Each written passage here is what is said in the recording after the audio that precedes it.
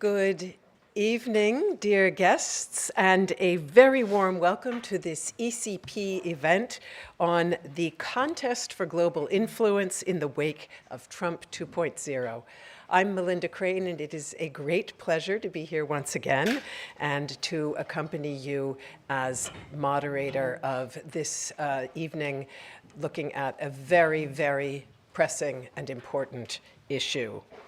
And on behalf of our hosts, Hertie School and the Institute for Auslandsbeziehungen, IFA, I would like to say how nice it is to have all of you with us this evening. So undoubtedly, you hardly need a reminder from me of the abundant ways in which targeted action is blunting America's soft power tools, from cutting foreign aid and international public broadcasting, to restricting visas for foreign students, to exiting international institutions such as the World Health Organization and UNESCO. The second Trump administration is steering a calculated turn to a more coercive and unilateral foreign policy. No less a figure than the original author of the term soft power. Students in the room, do you know who it is? You can call out the name if you do. Okay, he's already in the mists of ancient history, I guess. Harvard professor emeritus Joseph Nye warns that abandoning soft power will not only weaken America's capacity and long-term reliability, but also empower its rivals. And that is one of the topics that we want to talk about here this evening. Tonight's event will analyze the implications of the US retreat from soft power leadership, exploring whether and how other actors might seek to fill the vacuum, and identifying challenges and opportunities for European cultural relations policy and actors. Allow me just a very quick word on our agenda. We will begin by hearing about the latest findings of the researchers who are working with the Hertie School and IFA's External Cultural Policy Monitor. They have conducted a systematic study entitled Domination Without Hegemony: The Emerging Contest to Fill the US Soft Power Vacuum. Following that, our outstanding panel, and it is my great privilege to greet them here officially. I will introduce them in more detail a little bit later on. Following that, the panel will explore the researchers' findings and the implications for different actors, including the EU. And I am very pleased to say that we also look forward to hearing from all of you, dear guests. We will be opening the floor to your questions after we have discussed for a while with the panel. Before we continue, allow me just a very quick word on the genesis of the External Cultural Policy Monitor, which produced this study that we are about to explore. It was initiated by the IFA and developed by Hertie School's past president, Helmut Anheier, and the External Cultural Policy Monitor was launched in the spring of 2022 for the purposes of collecting and analyzing data on budgets and infrastructure of foreign cultural policy strategies and institutions across different countries. In its first External Cultural Policy Comparative report in 2022, Professor Anheier emphasized at that time the crucial importance of evidence-based policymaking at a time when geopolitical tensions and turbulence are on the rise, which of course is more pertinent now than ever. So let us hear more now on what the latest study reveals. Professor Anheier will hand the floor over to our presenter of the ECP Monitor findings. He is Edward Knudsen, Research Associate at the Hertie School Center for International Security and an Affiliate Research Fellow at Hertie's Jacques Delors Center. And I'd like to thank both of you for being with us, and the floor is yours.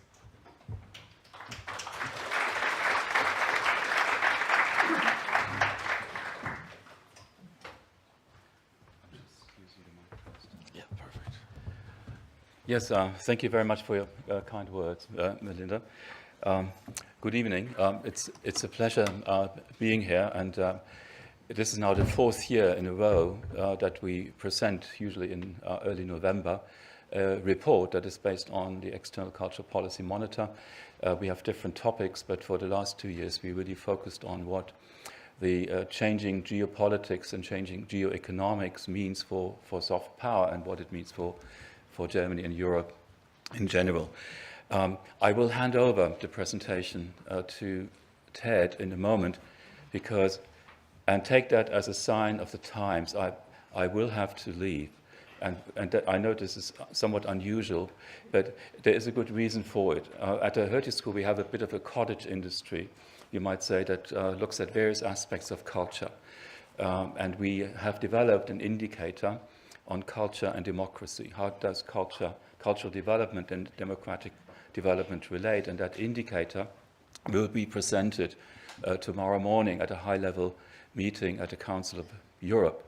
And the person who was supposed to present was unacceptable to the Council of Europe, because even though she lives in Germany and has applied for German citizenship, she's still a Russian national.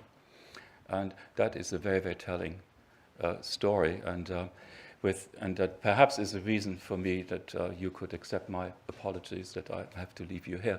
But you're in good hands, because here's Ted, and he's an expert on the matter. So Ted, over to you. Great. And thank you again for coming.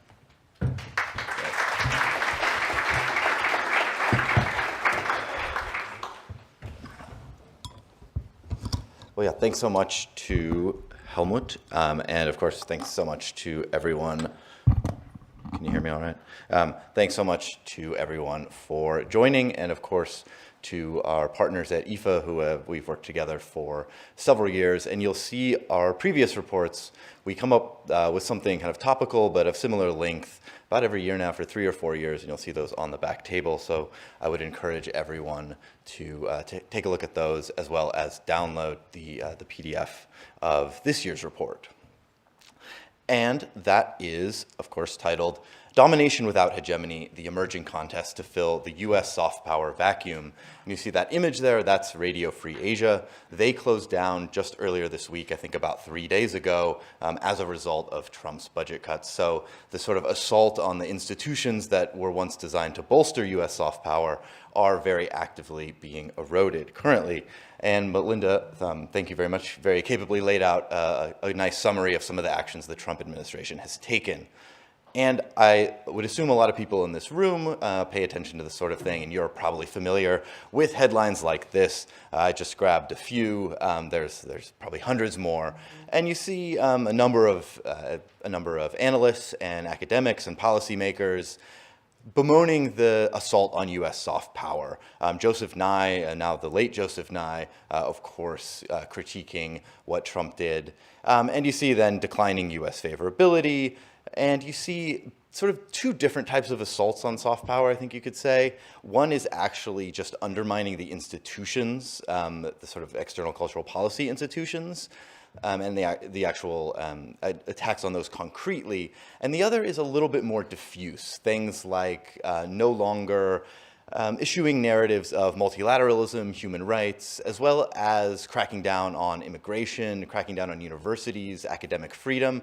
These sorts of things that aren't necessarily instruments of the U.S. state, but are still important assets for U.S. soft power. And it's really actually kind of hard to overstate the radicalism of what the Trump administration has done a year, of course, since his re-election, which in the U.S. system then means a little bit under a year actually in office, and it's been a pretty rapid change. And we highlight here Project 2025, which is now kind of infamous, and I think in the U.S. political discourse, it attracted the most attention for a lot of the domestic policy moves, whether that's increased executive power, assaults on the already relatively threadbare U.S. welfare state, things of that nature. But Interestingly, there's dedicated chapters to a lot of the US's soft power external cultural policy institutions. There's a whole chapter on USAGM, the US Agency for Global Media. There's a whole chapter on foreign aid. There's a chapter, of course, on the State Department, a bit more predictably, but they really focus on a lot of these soft power institutions, which I think hasn't gotten the attention it deserved. And these proposals before the election would have been considered extremely radical. The Trump administration's actually gone above and beyond a lot of these, where Project 2025 outlined a lot of goals of basically making these institutions kind of more politically aligned with the administration, criticizing, radical left-wing news programming from, say, VOA or Radio Free Europe, which anyone who's studied the Cold War would find that a little bit humorous to say that these types of institutions are tools of left-wing influence. But it said, we need to kind of align them with a more like positive U.S. exceptionalist narrative. It didn't, and then it said, we'll basically close them down if they refuse to do so. But they actually, rather than even trying to politically instrumentalize a lot of them, they really went straight for the budget cuts. And so even this like very radical document that attracted a lot of attention before the election, the actual concrete policy moves the Trump administration has made even exceed what's in that document, which I think is a very important development, definitely worth exploring as we're doing today. Before we get into the analysis and really what this means for Europe and Germany in particular, good to clarify a couple terms. As Melinda pointed out, soft power, originally coined by Joseph Nye. Basically every publication you'll see out there builds upon this definition. And it's important, though, for this term, often defined as the ability to get other countries to want what you want. But it's important not just to stress the soft element here, but also the power, right? Culture both kind of shapes who wields power, and those who wield power decide kind of what culture becomes dominant. And a country seen as having an important culture or a prestigious culture will kind of gain increased prominence and influence on the world stage, of course. And a really important development that predates all of this is that the global popularity of this term in both academic and policy circles has really skyrocketed in recent decades. This is just some data I pulled together with publications that have academic publications that have soft power as a key word, and you see this just rapid increase.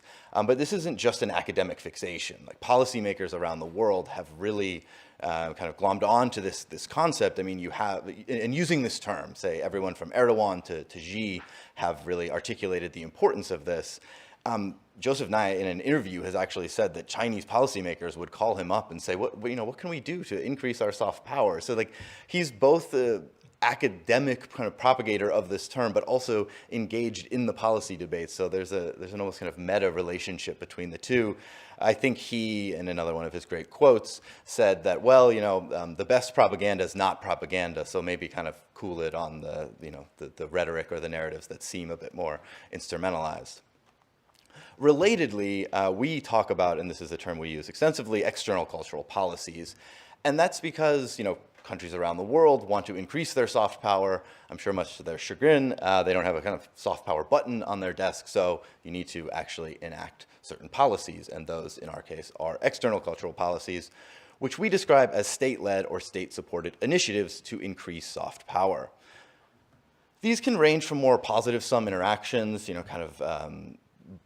increasing civil society in other countries or bolstering cultural interchange and dialogue, to a bit more hard-edge influence campaigns, something, say, like Russia Today, when that was on the air in Europe.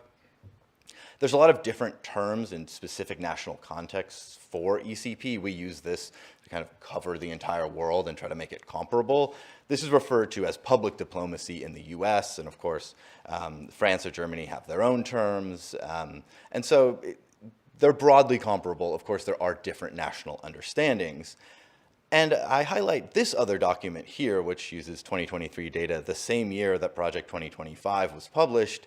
And this is the annual report on US public diplomacy that's published by the Advisory Commission on Public Diplomacy. This document, if you read it, could have been published in 1945 or under the Kennedy administration or under the Reagan administration. all this rhetoric about America as an example of liberal democracy, American global leadership, bolstering public diplomacy, it really echoes that Cold War consensus, which very much was part of the Biden administration. However, of course, this countercurrent was emerging at the exact same time. So I think that really highlights these two documents from the same time that have completely conflicting approaches. And this is, you could say, is the old approach, or the consensus approach before Trump. To sum that up, this is how we kind of conceptualize the different elements of power. Of course, military power, economic power, and soft power. ECP is one element feeding into a country's soft power. There's also things that a government can't directly control, say things like the private sector, or just longer standing reputational historical factors. You know, it takes a lot of time to build trust, and so it's not something you can immediately change in a kind of year-to-year policy approach. But as we'll get into, this is a kind of Western and specifically US conception of how these elements of power relate. Other countries have a kind of different view of the relationship between different types of power. And just briefly, the key thematic areas that we cover, things like language, arts and culture, media, education, including universities, and as well as scientific exchange, just to give you an idea of what falls within ECP in our conception. So what does this term domination without hegemony mean? This is a term that we partially borrow from a 1997 book describing British rule in colonial India, which seems kind of distant from our topic. But the idea is that to effectively control or rule, you need both the kind of coercive ability of the state, you know, Weber's famous, you know, monopoly on legitimate violence, but that's often not enough, right? You need to convince the population that your leadership or your rule is good.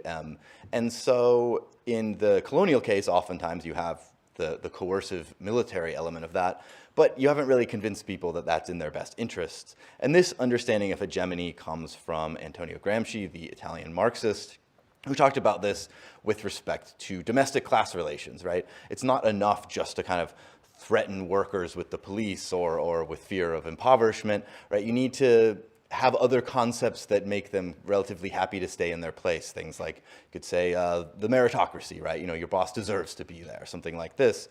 In the global context for the US, really post-1945, in the hegemonic era of the US, you of course have the US with the world's biggest economy, the most powerful military, but it's not just that, right? That's not enough to secure this relatively stable place at the center of the global system.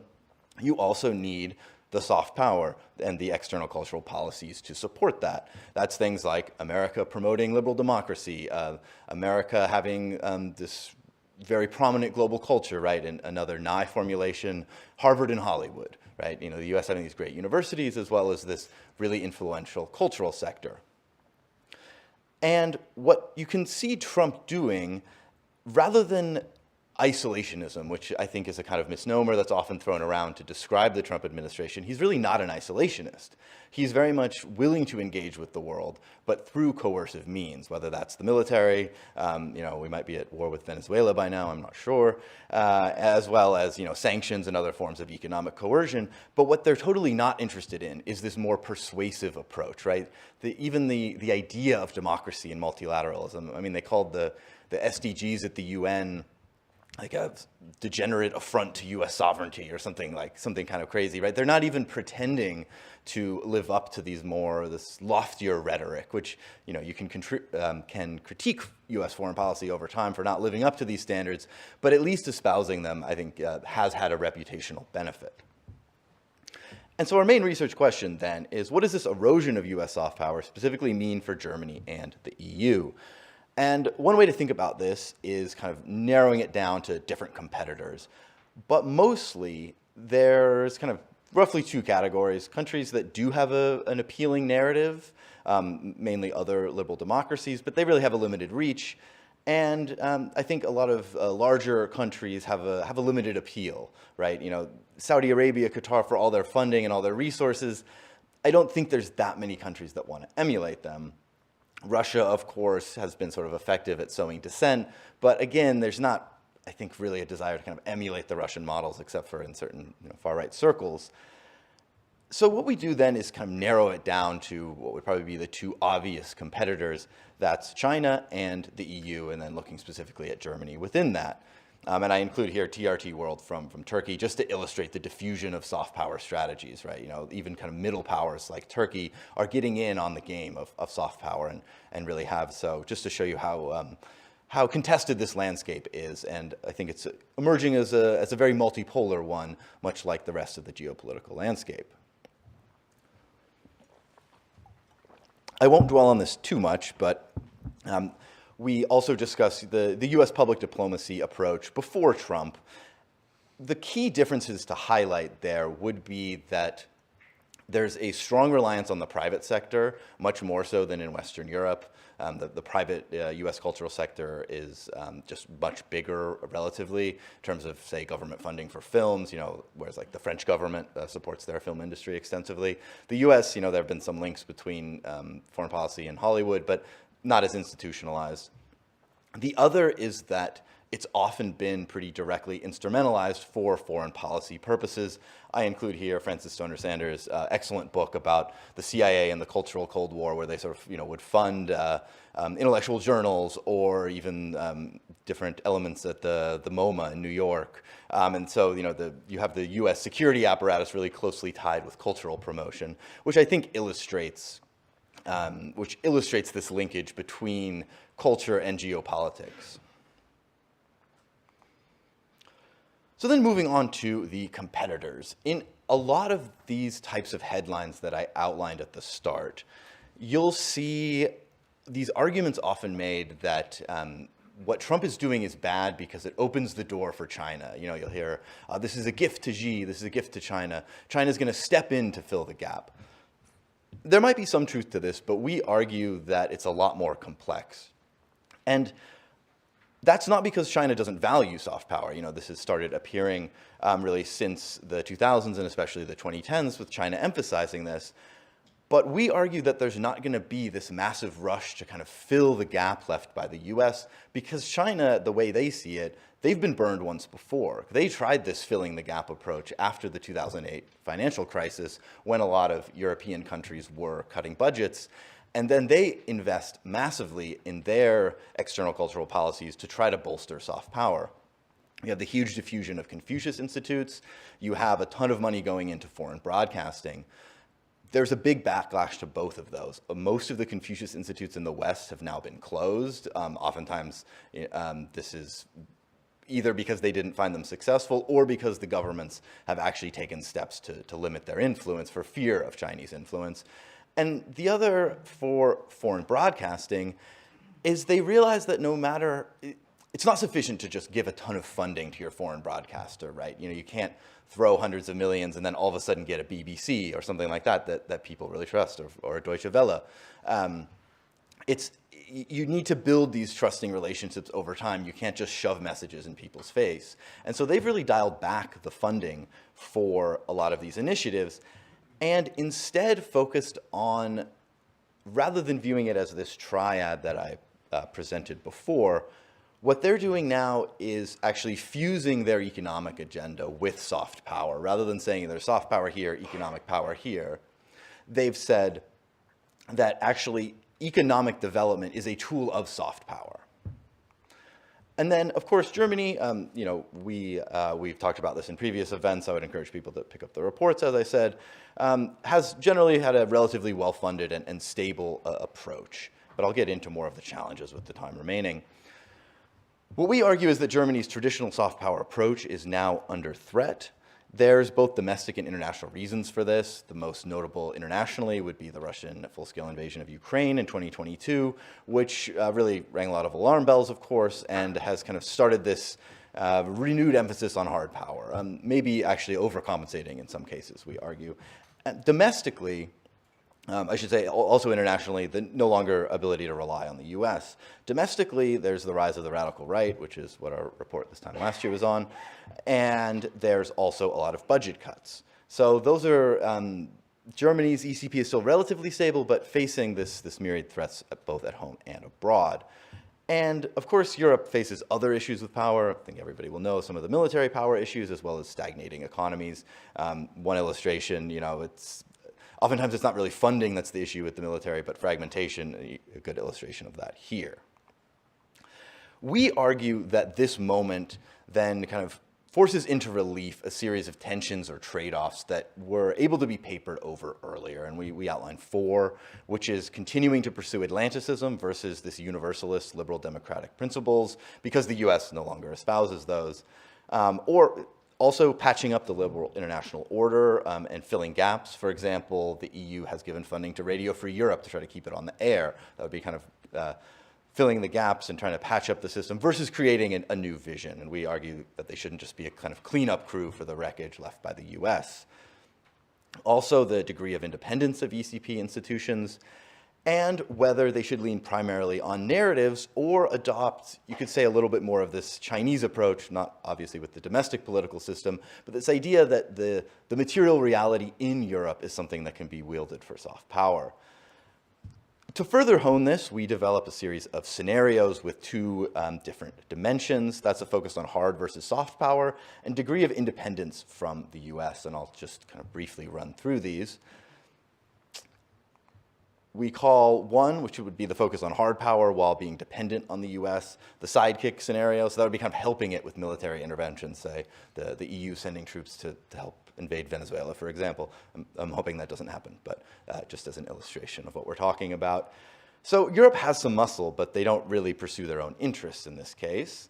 There's the spokesperson scenario, which you could argue is the status quo, where Europe has a lot of soft power, and they sort of add a cultural gloss to US foreign policy without really backing it militarily. There's the Sparta scenario, kind of riffing off here of actually Benjamin Netanyahu's recent speech where he argued Israel should become a super Sparta and just sort of focus only on hard power and not so much on kind of more multilateral goals. And in this case, Europe is independent and they have a strong military, but they cut their welfare state. There's no focus on culture. So, they can fight, but it's not really that much worth fighting for. Finally, probably the most naive, what we call the stargazer scenario. It's both independent from the US and doesn't have much military power, leaving it open to coercion from more powerful states. We argue that none of these 4 are actually what Europe should do, and we call this, continuing the S term for catchiness here, the super Switzerland approach rather than the super Sparta approach, which is a roughly equal balance between a focus on hard power and a focus on soft power, and a reasonable degree of independence from the US. Europe doesn't need to start becoming an antagonist of the US, nor should it allow itself to be completely dependent. If you think of Switzerland, they have a strong military, but also a big soft power profile for a small country, a big cultural sector, etc. I think Europe could pursue a kind of neutral approach geopolitically, but also one that's roughly balanced between hard and soft power. We then kind of reiterate these recommendations in a different way. Something to really stress is that you get a lot of return on investment for external cultural policy, we argue. I mean, people talk about the need to increase defense budgets, but even as it is, Germany spends over 86 million US dollars. It's always a little bit more than 2 billion for external cultural policies, right? There's a huge disparity here, and the marginal euro spent on the external cultural policies to try to foster engagement, pre-political spaces, as the German discourse often describes it, is a very effective way to ideally avoid some of these security confrontations. In terms of the relationship with the US, again, not advocating confrontation, but I think everybody would be wise to remember J.D. Vance's speech in Munich in February, where he really kind of read the riot act to Europe. And I think there's really the sort of dedicated Atlanticism isn't coming back, and Europe should be aware of that rather than kind of getting lulled into the complacency that it did during the Biden administration. We argue that there's different conditions for this success. In the interest of time, I won't get into that, but we talk about the single market, increasing investment, as well as increasing defense cooperation to actually allow Europe to successfully achieve this super Switzerland status that we advocate. So in conclusion, there's these emerging 4 tensions that we outline. There's a series of at least 4 different quadrants of foreign policy strategy that Europe can pursue. and we advocate this rough balance between hard and soft power, as well as an intelligent distancing from the US. And I think that is a great place to leave it. I highlight here the ECP monitor. These are the different countries covered by that. We publish these country reports periodically, so I encourage everyone to look at that. It's a great research resource, and here's various links. So looking forward to the panel discussion, and thanks so much, everyone, for your time.